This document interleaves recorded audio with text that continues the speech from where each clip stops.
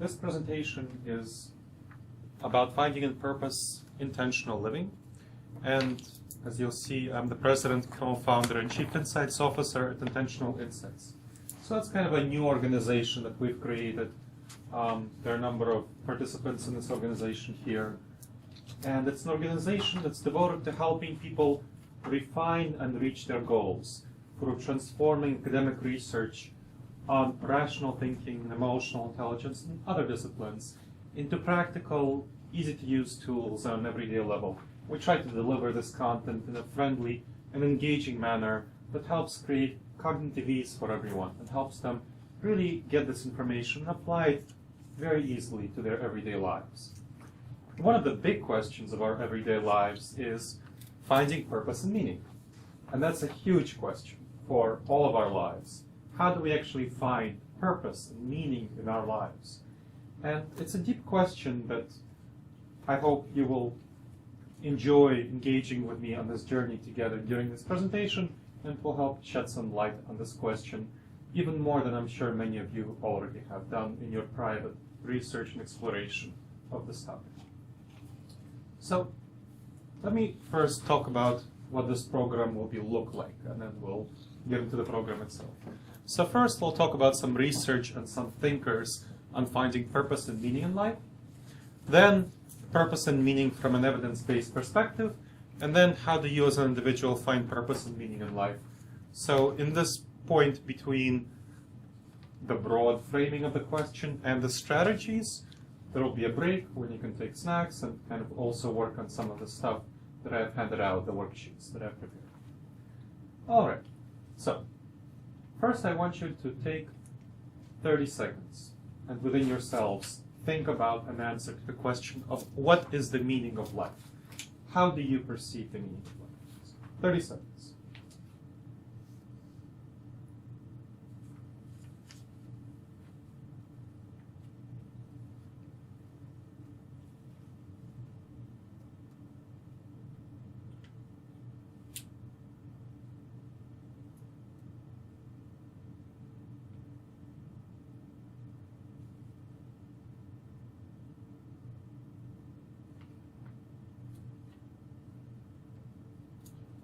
Now, for myself, I struggled with this question from my early teenagerhood and young adulthood. Now, my parents really tried to convey their meaning of life to me and what they think should be the meaning of life for me. But, I always had a little bit of a contrarian streak, and I didn't really want to take their answer for my answer. Instead, what I really found myself doing and engaging with was talking about this topic with my friends. So talking about this topic with my friends and finding what my friends were thinking and exploring through that channel what the meaning of life was. And so I remember this one night when I was 18 and we stayed up until really late, until 5 a.m., 6 a.m., talking, playing cards, drinking, and discussing the meaning of life and trying to convince each other that our meaning of life is better than their meaning of life, than the other person's meaning of life. It was really a fun conversation, a really deep conversation, but it didn't really answer the question. And then I remember, so I was 18, then I went to college and I went to courses, I learned about what professors thought about big questions, what the big books thought about the meaning of these questions. And it helped me think about the meaning of life in a richer way, but it never really provided me with clearer answers. It just provided me with more questions, more broader frameworks of thinking. So it really helped once I actually located research on the question of meaning of life, of how do you find meaning of life. And so research shows that people who can give a clear answer to the question of what is the meaning of life have better lives with higher mental and physical well-being. And here, the most prominent researcher on the question of meaning of life, the pioneer in this field, is Viktor Frankl.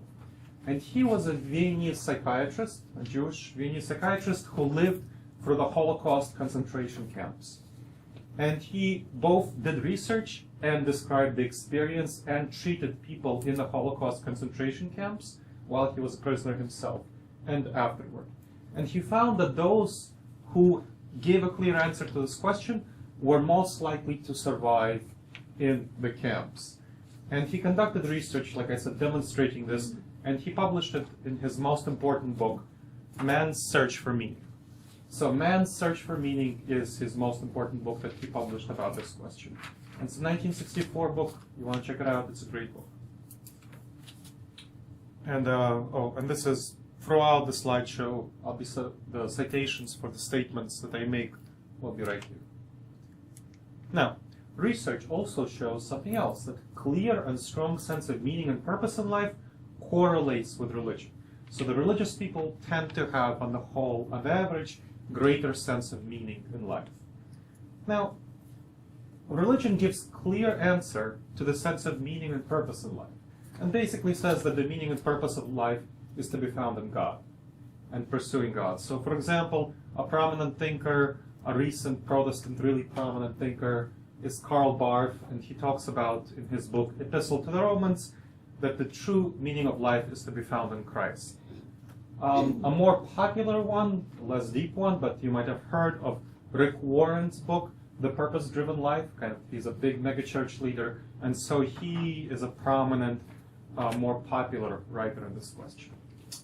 But is it true that religion is the main, only source of meaning in life? Now, some thinkers disagree with this question. Some thinkers disagree with this perspective. And one really prominent philosopher who talks about a different way of finding meaning in life is Jean-Paul Sartre. And in his book, Existentialism and the Human Emotions, he promotes what he calls existentialism. And this is the philosophical perspective that all meaning and purpose is to be found in us as individuals, that meaning stems from us, and that we are meaning-making animals. Man is nothing, and he, again, refers to the gender perspective, but people are nothing else but what they make of themselves. And that's what he calls that subjectivity. And the challenge of modern people, according to Sartre, is to find purpose and meaning in life after a realization that God is not the primary source of meaning and purpose, or that there is no God, whatever the perspective may be. So, secular perspective on meaning and purpose. Now, so who is right? Sartre or those others? So Sartre takes a very stark position that kind of no God, no kind of, and the others, Karl Barth, Rick Warren take the position that there is only meaning to be found in Christ. There have been some recent thinkers who tried to weave a path in the middle that's more nuanced. And one recent thinker that I want to bring to your attention is Sam Harris. So 2014 book, Waking Up, A Guide to Spirituality with Religion. And he states that, and I'm quoting, separating spirituality from religion is a perfectly reasonable thing to do. It is to assert two important truths simultaneously.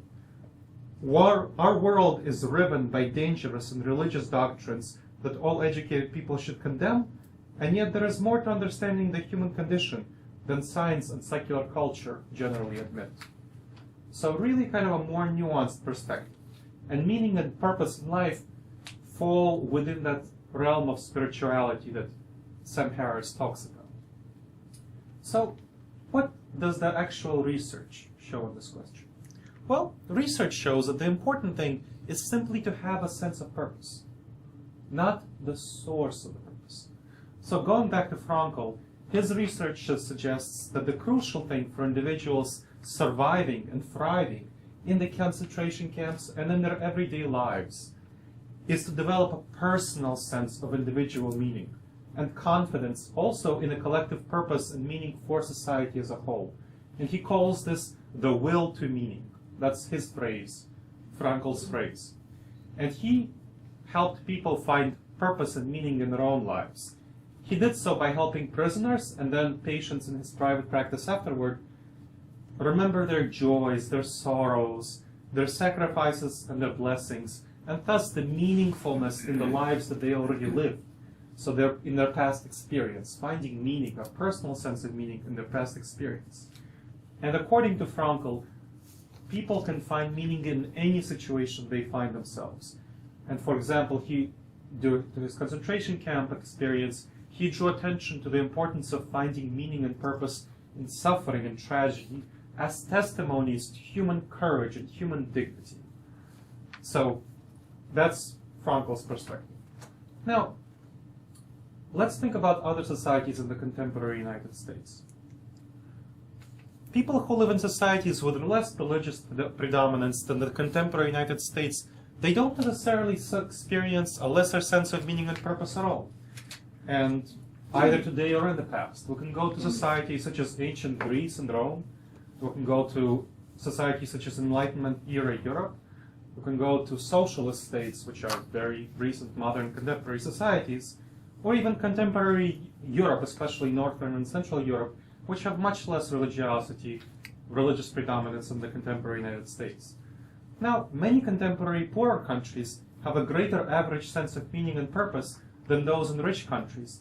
And they also, surprisingly, it might seem surprising, experience a deeper sense of happiness in their lives. So just for curiosity's sake, here is a report on happiness and gross domestic product per person. And so countries such as Indonesia, India, Mexico, and Brazil have very low gross domestic product per person, so they produce much less economic stuff. But they have much more happiness than countries such as United States, Australia, and so on, which are, you can see their gross domestic product per person much higher. So we see that meaning and purpose and even a sense of happiness don't necessarily correlate with economic output, economic production. So let's go to the question of religion. Why does purpose in life correlate with religion in the United States in particular? Well, one is that religion provides strong community connections. In the United States, religion is the main source of providing strong community connections that are outside of the workplace. Another is that religion provides opportunities for serving others. And that's, again, something that's been shown to cause people to experience a sense of purpose and meaning in their lives. So community connections cause people to experience a sense of purpose and meaning, opportunities for serving others, and the third big question is that it provides a venue to reflect on meaning and purpose. So religion provides a lot of opportunities to reflect on meaning and purpose, and that's not something that's really available in the vast majority of cases outside of religious settings. Now, what about less religious societies? Let's go a little bit more deeper into them. In other societies, non-religious venues often offer opportunities for community connections, serving others, and reflecting on meaning and purpose in life. So as you see, I have done research on the Soviet Union. So I'm a historian, I do research on the Soviet Union, and I specifically researched government-sponsored community centers and cultural centers called clubs. And there people came together to basically provide a community connection for each other, to serve others, to engage in various cultural activities, community activities, social justice-oriented activities, and to think about questions of meaning and purpose in life. And so that has served as a venue for people to really gain a much deeper sense of purpose and meaning in life. It is just something that is not available in the current United States. Now, research also shows something else. A sense of meaning and purpose is strongest when it comes from individual reflection and self-worth, self-experience, not when it's simply adopted from outside prescriptions. So religion, in fact, may not be the best way to gain a sense of purpose and meaning at all, because there is a sense of imposition from outside prescriptions of what should be the appropriate purpose and meaning. So, therefore, this is a particular challenge for religion, and if there were non-religious venues to gain community connections, chances for serving others, and reflecting on purpose and meaning, those might be actually better ways of finding purpose and meaning in life.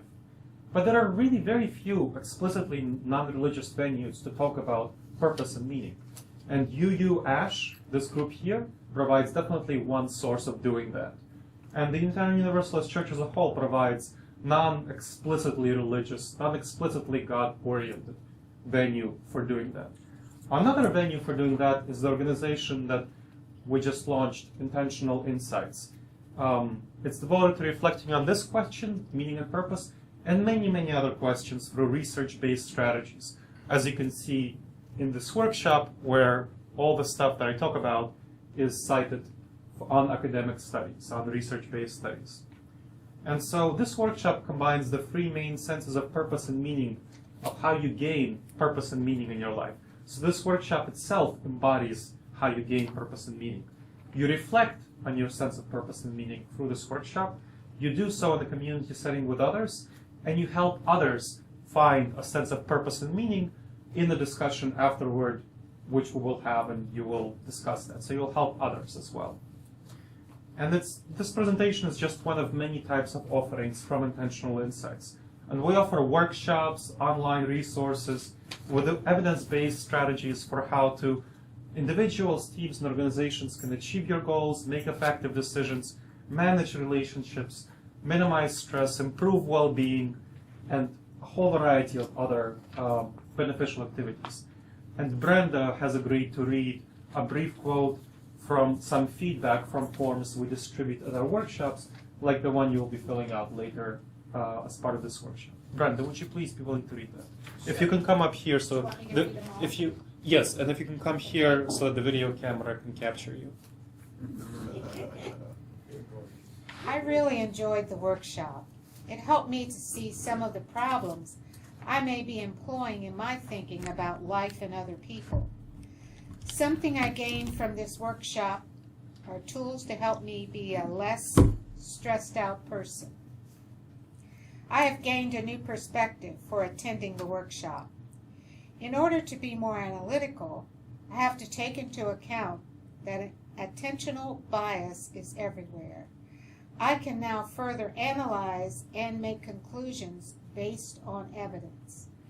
With relation to the fundamental attribution error, it can give me a chance to keep a more open mind, which will help me to relate to others more and view a different view of the map in my head.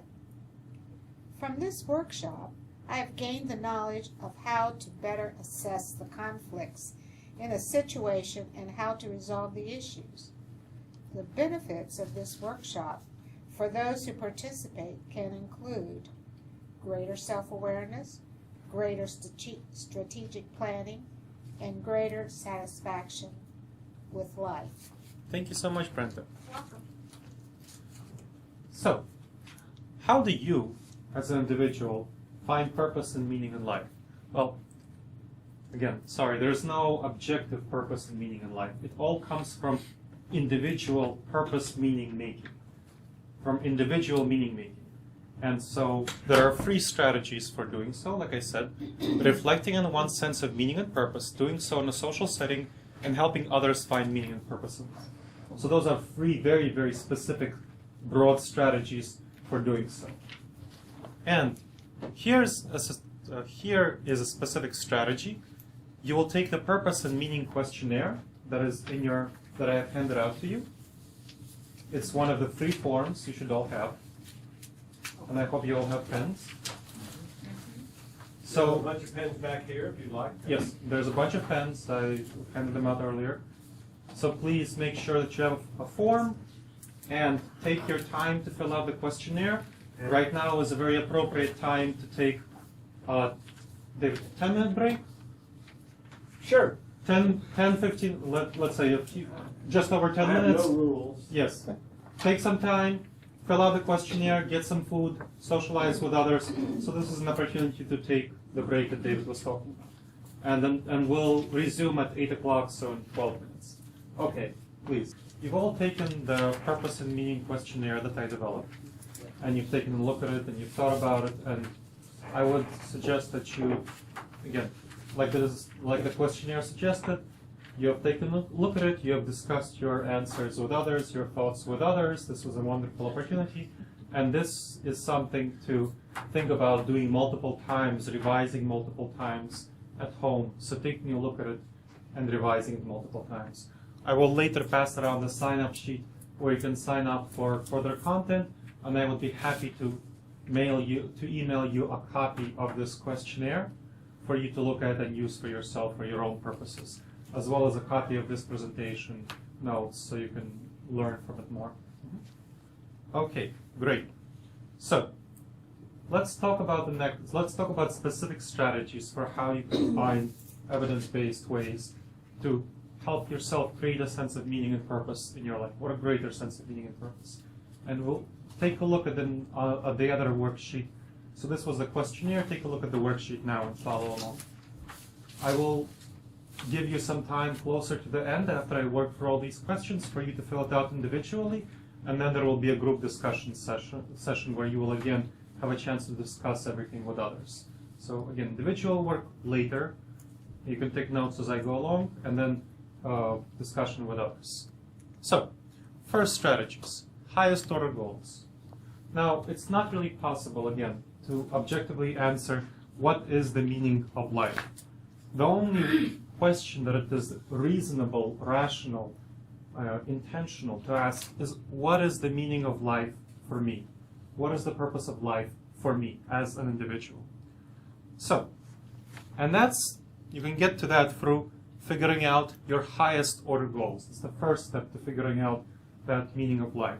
And basically, it's the answer to the question, what kind of a life do you want? What kind of a life do you want? So think about several adjectives that would describe the kind of life that you want. What kind of a life do you want? What's the adjective there? Now, many go with a happy life. And a happy life is frequently the most common answer given. I just want you to be aware that while it's a very useful answer, there are also some challenges with that concept. So happiness is a mental or emotional state, characterized by feelings of well-being, positivity, and so on. Contentment, joy. Now there's a dark side to just pursuing a happy life. And what's that? Well, research shows that people who are always trying to pursue happiness may want and expect too much, that they will be constantly happy, and therefore, as a result of heightened expectations, they will actually not be as happy as they want to be. So if their goal is always to pursue happiness. Also, sometimes people who orient exclusively toward pursuing personal happiness disregard the happiness of others. So they harm others in their personal pursuit of happiness. And there's actually research that shows a difference between a life of meaning and a life of happiness. So, for example, there was a study that surveyed 397 people over a month-long period and surveyed their experiences and how they identified themselves and those experiences as happy experiences or meaningful experiences. One key difference, and there are many differences, was that happiness was linked with being a taker rather than a giver of energy. And meaningfulness was linked to being a giver to others rather than a taker. So that's one thing to think about when discussing happiness. Here are some other concepts that folks use. One is the concept of fulfilled, and that's an adjective. So fulfilled is fully developing one's abilities or character or value system, enacting and living one's values, both from an individual perspective and from a broader social perspective. Another concept is meaningful, and that's a sense of finding meaning in life, generally through connecting to the broader world and to your broader purpose, not simply the individual sense of meaning. And this term for many people overlaps with being fulfilled. Healthy is, of course, having great physical and mental health, mental well-being. Flourishing is another term that's used more recently from positive psychology, and it relates, so here's the official definition of it. It's to live within an optimal range of human functioning, one that connotes goodness, generativity, growth, and resilience. So to have the best life possible in all life areas. So that's the highest order goals.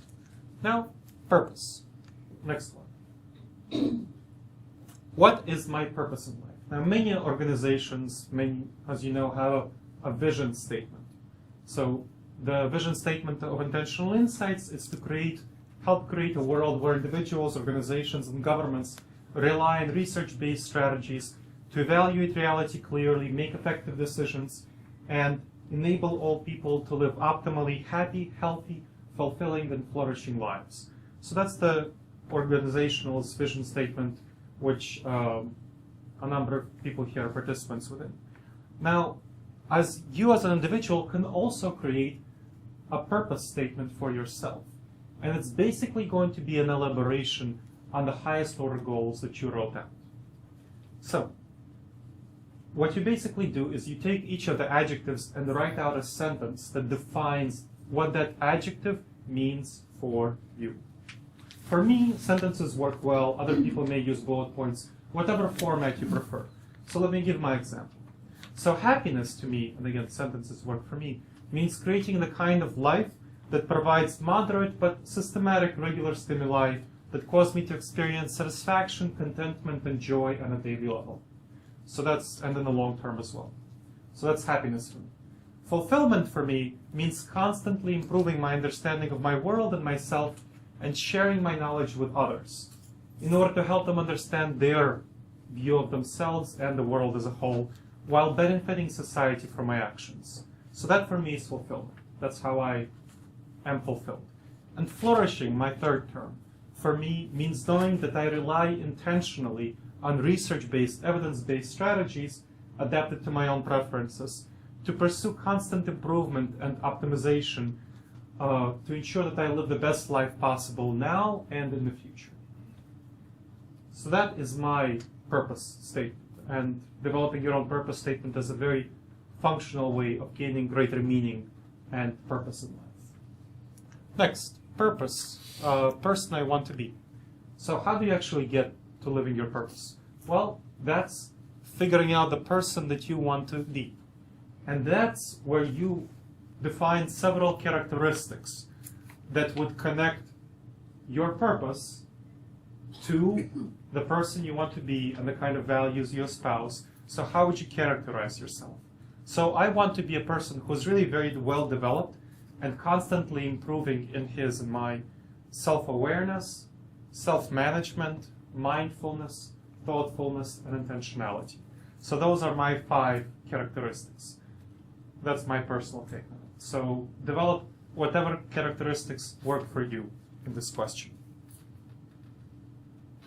And make sure that whatever you write down guides you in your thinking, feeling, and behavior in such a way that you can fulfill your purpose.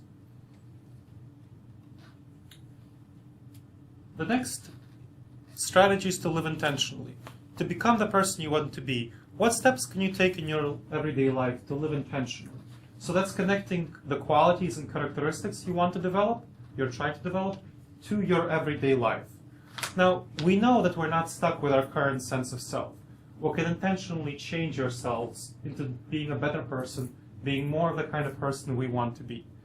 And also, research shows that linking our daily activities to our deeper sense of purpose and meaning is very motivating. It also helps lower stress and build resilience in life. So connecting that deeper sense of meaning and purpose that we just talked about to the everyday steps that you take in life is very fulfilling, very motivating, and a very good way of creating a sense of purpose and meaning in life. And we at Intentional Insights teach a wide variety of strategies for how to do that, that help you create yourself and recreate yourself into being the best person you can be to help you achieve your own goals. So, for example, something that I'm personally working on, I'm trying to work on being a better communicator to people, trying to figure out what are people's communication preferences and fit myself to being more of the kind of communicator that would help other people hear me better and engage with me better. Another thing that I'm doing, so that's one thing I'm doing personally. Another thing I'm doing personally and that is related to the flourishing goal and the fulfillment goal. Now, something that's related to the happiness goal is I'm trying to intentionally gain a greater sense of happiness in life through expressing gratitude daily. Now, that's a research-based strategy of expressing gratitude daily, of thinking about and intentionally sitting down daily and expressing gratitude for what is called a gratitude diary. So I write down the specific things that I'm grateful for, several things that I'm grateful for that has occurred well today. So for example, I'm grateful today that all of you came to this program and that you seem to be engaging with it and seem to be, really gaining a greater sense of purpose and meaning from it. And it's a remarkably easy strategy and a very non-intuitive strategy. So a lot of people, when they're told about this strategy, they go like, well, that seems weird. Why would I do that? That seems weird. But actually, research shows if we want to be really rational people and actually follow the research, a lot of research shows that this is a very, very effective way of gaining greater happiness on a daily level. So I challenge you to try that out and think about it and see how it works for you. And let me know. Again, you can go to the website, and that has all of our contact information. Now, next one. 3 steps to gaining agency. What is agency? Agency is the quality of living intentionally. What I talked about earlier, intentionally. So trying to live your purpose, your meaning, linking it to the person you want to be. And here are the 3 crucial steps of gaining agency, specifically on a daily level. Evaluating your reality clearly, whatever your environment is in any situation that you're in. Making effective decisions that help you achieve your long-term and short-term goals. Your short-term and long-term goals. So think about what are the specific ways that you can evaluate your reality most clearly, make the most effective decision, and achieve your goals. And Intentional Insights teaches a lot of strategies of how to do that. So, let's talk next about a specific strategy that you can do is individually reflect on all of these questions. Individually engaging with all of these questions will help you achieve that goal. So, right now what I want you to do is take 10 minutes to write out all the questions on the worksheet that I passed around. 10 minutes to do that. Then you will get into groups like we did earlier and talk about these questions. And again, reflection with other people is a very effective strategy for helping optimize your ability to achieve those goals. All right, folks. So let's move into the group discussion. Let's move from the group discussion into a broader discussion. I want to see what questions came up. So we'll have a few minutes to talk about them. Have a few minutes to ask questions of me and of each other, and hear my feedback, your feedback. What questions arose that might be helpful for you to discuss right now? By the way, I think the fact that you're having trouble getting everyone's attention is a good thing. That means we're all cooking. Yes, that is exactly what it's, and that's again a research-based strategy to cook together with others. So, please share what feedback you had. After a few minutes of doing this, we'll have an opportunity to fill out the feedback form at the that I gave out, and also to give interviews in your experience into the video camera. That again is a great research-based way of helping you internalize the information. There is also content that will be used by the church and by Intentional Insights to promote these sorts of events and help others find meaning and purpose. So I would encourage you to do both. Fully fill out the feedback form and give video interviews. Okay, questions that arose, questions that you want to share your thoughts about.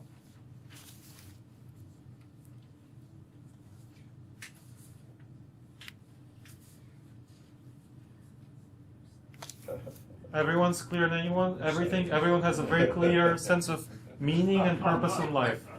Wonderful. I'm so glad I was so successful. It's all completely uniform. Yeah. All right, Max. In our group, the question was raised, what's the difference between meaning and purpose? Okay. Would anybody like to share how they treat differently these two terms?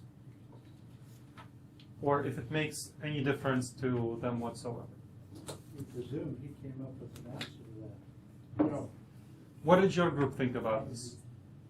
What was our answer?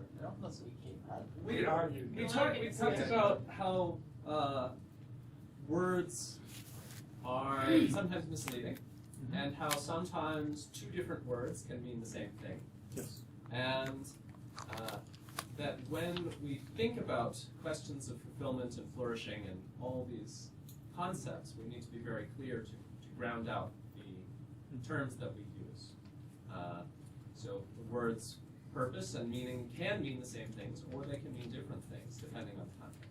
Thank you for bringing that up. So in the research itself, the word meaning is usually used to more refer to personal meaning, and purpose to a broader sense of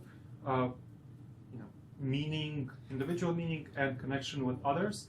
However, that is not necessarily the colloquial way that these terms are used. So colloquially, they're generally used to mean the same thing, which is why I did not go into the difference between them, and I use them interchangeably. But if you're really interested in the research,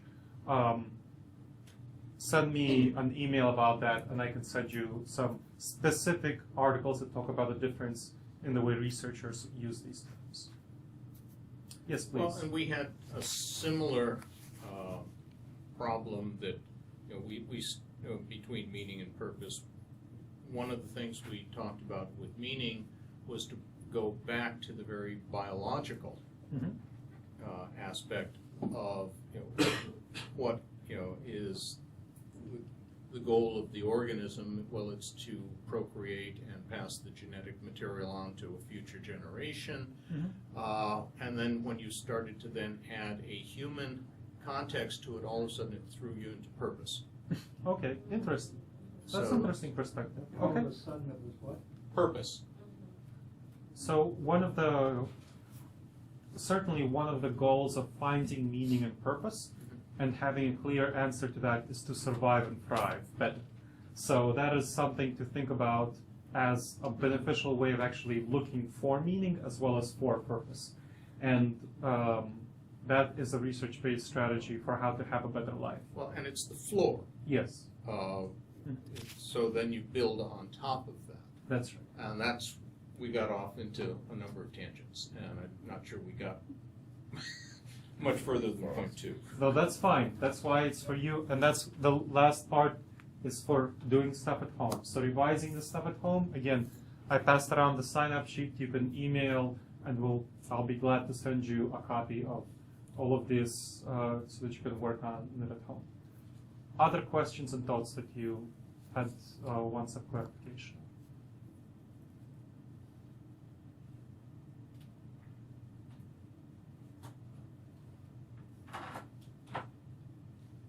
Our group didn't have any clarity issues. It seemed like we were all operating with similar enough lexicons to pretty much enjoy, I thought, experiencing the sort of influence of our individuality on our interpretation of these questions and giving our answers, which were quite similar. I feel like we had peas in a pod happening, and it was nice. These are some good peas. So I thought that the experience that our group had was more characterized by sort of exploring each other's thinking and sort of diving into our thinking and trying to put into words some of these very abstracted issues. Okay. Yeah, clarifying and grounding out each of those issues, some stuff that Max said, but really trying to put it into words and reflect on it with others. And again, very helpful to do that in this community setting. Wonderful. Great. So at this stage, it seems that people have some good ideas, some things to work on at home. And right now, what I would like you to do is to look at the feedback form, the third sheet, and to Third sheet. the third sheet that everyone Oh, got. I don't have it. That's I gave it. You got to the chair. That's when I'll sat down in that chair. And while you were up. I'll give you a Okay. separate sheet. So please fill out the feedback form for the workshop, and the church and the organization Intentional Insights will use that to promote its content. And then after that, you'll have a chance to give video interviews, feedback on your experience.